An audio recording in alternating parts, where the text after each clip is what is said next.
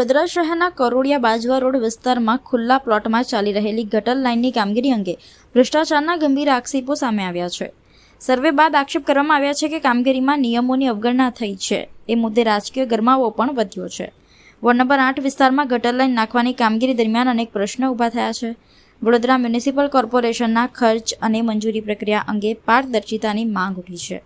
આક્ષેપ છે કે કેટલીક વિવાદિત જમીનમાં પણ કામ કરાયું, જ્યારે અન્ય વિસ્તારોમાં નાગરિકો પાસેથી જોડાણ માટે ફી વસૂલાતી હોવાનું કહેવામાં આવે છે। આ મુદ્દે વિરેન્દ્ર રામી અને તેમની ટીમે સર્વે કરીને અનિયમિતતાઓનો દાવો કર્યો છે અને ચૂંટાયેલા પ્રતિનિધિઓ તથા સંબંધિત અધિકારીઓ સામે કાયદેસર કાર્યવાહી કરવાની માંગણી કરી છે। તો બીજી તરફ સત્તાધારી પક્ષ અને સંબંધિત તંત્ર તરફથી સત્તાવાર પ્રતિસાદની રાહ જોવામાં આવી રહી છે। બાજવા કરોડિયા રોડ પર એક ખુલ્લા પ્લોટમાં ગટર લાઇનની કામગીરી ચાલી રહી હતી અને ગટર લાઇન નાખવાની કામગીરી બાદ ઘણા વિવાદો સામે આવ્યા છે। શું છે આખી હકીકત? વડોદરા મહાનગરપાલિકાના ઇલેક્શન વોર્ડ નંબર 8 માં કરોડિયા ગામ ઓજી વિસ્તારની અંદર કરોડિયા ગામનો સમાવેશ થયો। અત્યારે જ્યાં ગરીબ મધ્યમ આવાસ યોજનાઓ છે ત્યાં ડ્રેનેજ લાઈન કરોડિયાની અંદર નાખવા માટે આ લોકો પાસે પૈસા નથી, પણ જે જગ્યા પર 40% કપાત નથી થઈ, જે જગ્યા પર નથી રજા ચિઠ્ઠી આપવામાં આવી કોર્પોરેશન દ્વારા, એવી જગ્યા ઉપર ક્યાંક ને ક્યાંક અહીંના ધારાસભ્યશ્રી અને અહીંના કોર્પોરેટરશ્રીને ખબર નહીં કોણ જાણે શું થયું, એટલો બધો પ્રેમ આવી ગયો કે આવી વિવાદિત જગ્યાની અંદર વડોદરા મહાનગરપાલિકાના જે લોકોના વેરાના પૈસા છે એ અહીંયા નાખવામાં શું રસ છે એ ખબર પડતી નથી। પણ એવું કહે છે કે રાજ્ય સરકારની ગ્રાન્ટ ફાળવવામાં આવી છે, કોઈ કહે છે કેન્દ્ર સરકારની ગ્રાન્ટ ફાળવવામાં આવી છે। અરે કેન્દ્ર સરકારની ગ્રાન્ટ હોય, રાજ્ય સરકારની ગ્રાન્ટ હોય કે વડોદરા મહાનગરપાલિકાની ગ્રાન્ટ હોય, પણ અહીંયા જ્યારે પણ કોઈ ધારાસભ્યશ્રી અહીંના કોર્પોરેટરશ્રી એક નાનામાં નાના પેવર બ્લોકનું નાખવાનું કામ કરે છે ને, ત્યાં જઈને નારિયેળ ફોડે છે।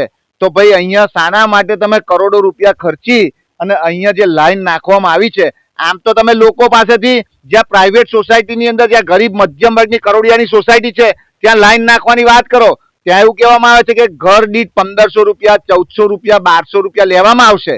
તો ભાઈ શાના માટે તમે લોકો ત્યાં પૈસા લો છો, અહીંયા મફત?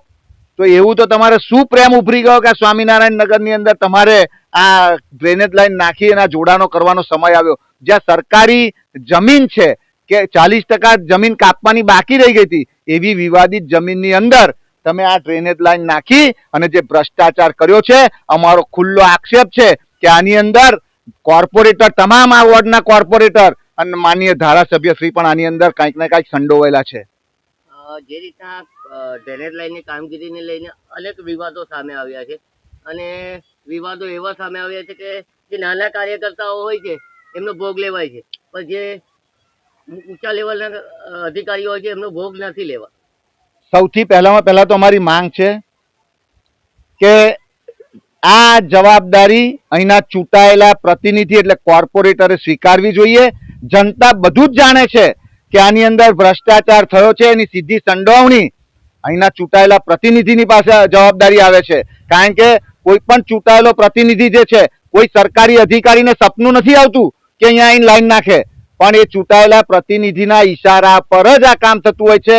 અમારી માંગ છે કે ચૂંટાયેલા કોર્પોરેટર શ્રી, માનનીય ધારાસભ્ય શ્રી અને જવાબદાર જે કાંઈ અધિકારી હોય એની પર કાયદેસરના પગલાં જો ભારતીય જનતા પાર્ટીએ લેવા જોઈએ, પણ ક્યાંક ને ક્યાંક નાની માછલીઓને પકડી અને એની પર સજા કરવાની અને મોટી માછલીઓ જે છે જેમની લાગતી વળગતા હોય એ લોકોને કંઈક ને કંઈક પડદા પાછળ રહીને બચાવી લેવાનો પ્રયત્ન થઈ રહ્યો છે, પણ આ કરોડિયાની જનતા બધું જ જાણે છે।